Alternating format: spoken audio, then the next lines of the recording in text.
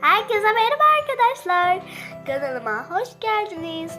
Bugün sizlerle beraber slime yapacağız. Öncelikle malzemeleri sayalım. Borakslı su, tutkal ve bir de boya ihtiyacımız var. Ama ben boya getirmemişim. Hemen getirip geleyim. Evet, boyamı getirdim. Pembe güzel bir slime yapacağım. O zaman hemen başlayalım. Öncelikle tutkalımızı koyalım. Fışık fışık fışık fışık fışık fışık fışık fışık fışık.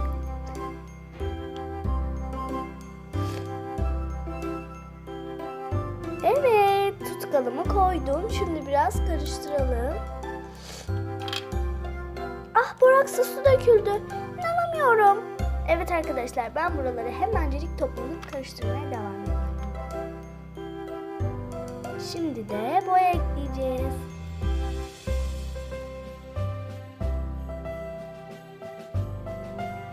Evet, boyamı da ekledim. Şimdi bunu iyice karıştıracağım. Evet, iyice karıştırıp geldim. Şimdi ne yapacağız? Borakslı suyumuzu koyacağız.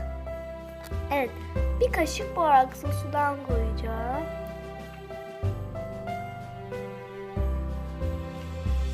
Şimdi bunu iyice karıştıracağım ve katı olacak. Evet, karıştırıyorum ve çok güzel bir slime oldu. Şimdi ben buraları toplayacağım. Bunu da çıkartıp geleceğim. Evet, çok güzel, harika bir slime oldu. Bakalım nasıl olmuş. Çok güzel olmuş. Bakın.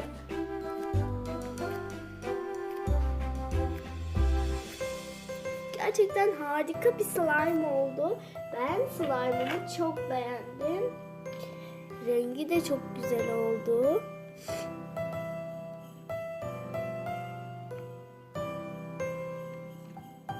Evet, harika bir slime oldu. Evet arkadaşlar, umarım videomu beğenmişsinizdir. Kanalıma abone olmayı, like tuşuna basmayı ve en önemlisi yorum yapmayı da unutmayın. Hepinizi çok seviyorum. Görüşürüz.